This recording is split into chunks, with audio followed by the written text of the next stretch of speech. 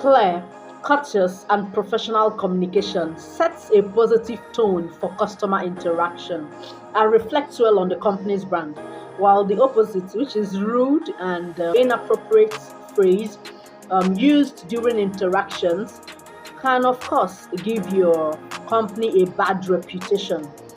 Hi there, welcome to CX Tips with Nelo. Today, we continue with our conversation on the principles of customer service, and we're already looking at communication. So, today we're going to look at some appropriate phrases to use and inappropriate phrases to use. So, we're going to list out some of them, some appropriate phrases, inappropriate phrases, and then we're going to see some that we will have to say, instead of this, you do this. All right. A professional customer service representative understands that his or her feelings do not have to come to play when he is interacting with a customer.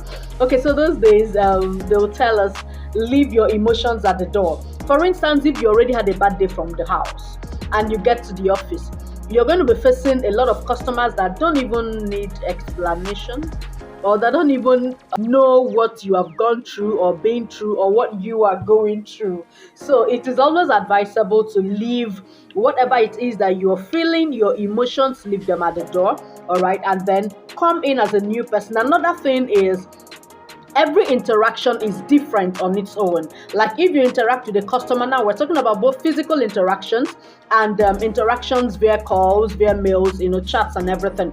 Okay, now because behind, even if the customer is not seeing you, behind your talk could be a smile that the customer will understand, or it could be a frown that the customer will also understand. Okay, so your emotions come to play in your interactions, whether they are physical or non-physical, and a professional should understand that. You keep it professional, forget about your emotions.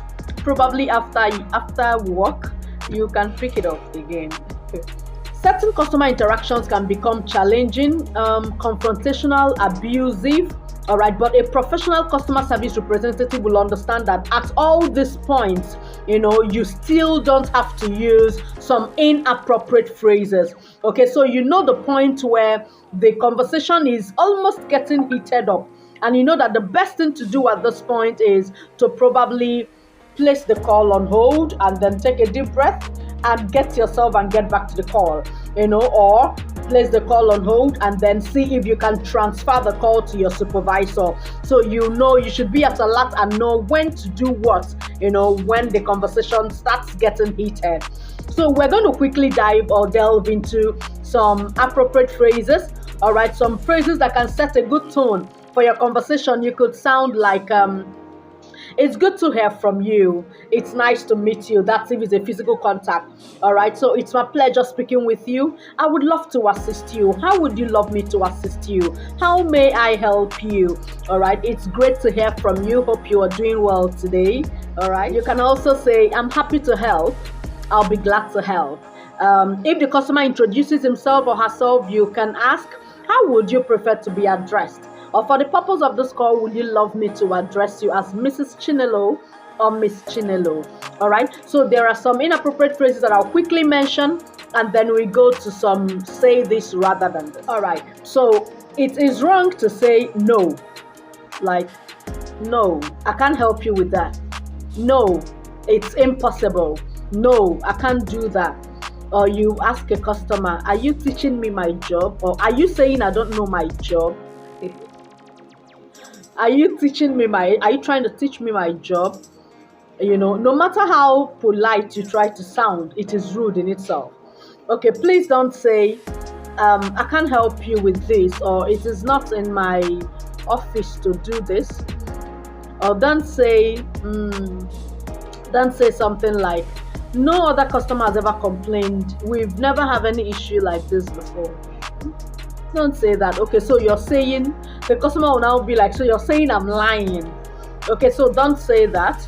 All right, we're going to also look at how you can cop some of these things. All right, don't say I don't know, or I guess, or I feel. You're not here to feel.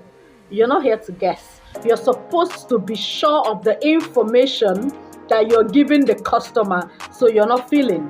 And you're not guessing. So don't say I guess or I feel. You can use I can assure you, all right, or I know. Don't say, this is quite common. Can I place you on hold? Huh? You're not placing the person on hold. It's the call that you're placing on hold. So please, instead of saying, can I place you on hold? No. You can say, may I please place your call on hold? Or can I please place your call on a brief hold? You place the call on hold. You don't place the person on hold. All right?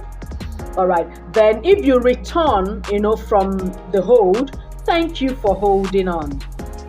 All right. If you want to transfer a call, for instance, you have found out that what the customer is asking for is something that will not be resolved on your table, you can sound like, I understand that the issue you're inquiring about, or the issue that is wrong with your line or this service, depending on what you are talking about, is a data issue. I'm trying to use my field now, is a data issue. Okay, but I can assure you that I have my colleagues that are well trained to be able to handle this, all right? And they are at the specialized help desk. Please be on the line. I may need to transfer your call to my colleagues at the data help desk. I assure you that they will be able to assist you better. Don't say you're supposed to call 200 for data issues. You now went to call 100. You now came to me. No, please don't sound like that. All right, so listen to the customer. That's your active listening. Troubleshoot and find out what the issue is, and then calmly transfer the call. Okay? Don't say, I can't help you with that. Now, think about what you can do. There must be something you can do, and that's why the customer called. Sometimes we also say, think out of the box. It may not be within the policy, but you can do this or do that to be able to fix this issue. All right? So you can say, great question. I will find an answer to that for you.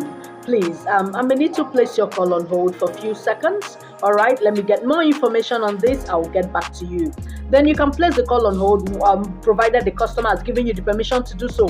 So you can now see how to, resolve the issue, and then you get back to the customer. Is that okay? All right, when you are dealing with an upset customer, we're going to treat how to deal with irate, angry, upset customers in the next episode. So when you're dealing with upset customers or a talkative customer, a customer that is, ranting, don't say, calm down. Calm down. You have repeated this and I've heard you. Please don't say that. Okay, so you can say, I really understand, and I understand how you feel. I can understand how frustrating this can be. I'll feel the same way if I am in your shoes, but I can assure you that I'm going to get this resolved quickly. All right, so that is after listening and understanding what the issue is. Okay, so you should be able to relax the customer and then assure the customer of a resolution. Sometimes it could be on issues that the customer has called in severally and has heard the same assurance from your colleagues. So you hear the customer say, Chinelo, I don't want apologies, fix the issue. So when you hear stuff like that, you'll be like, all right, I really can understand, but not to worry. May I please place your call on hold? All right, so you place on hold, you resolve the issue and get back to the customer. Or because some customers, if you don't place them on hold while you are saying, all right, I'm with you, please, I'm still checking your line, they'll be like, can you just stop talking and resolve this issue? So it's advisable to place them on hold. If it's an issue that that on your table as you are speaking you cannot resolve, all right, you can give them a time frame. All right, Mr. Nicholas, I can assure you that by 4 p.m. I'm going to follow up and ensure that before 4 p.m. this issue is resolved. I am going to personally get back to you. When you hear, Chinelo, don't end this call. Okay, I understand that because of how you have given us a call severally, you are not happy about the situation.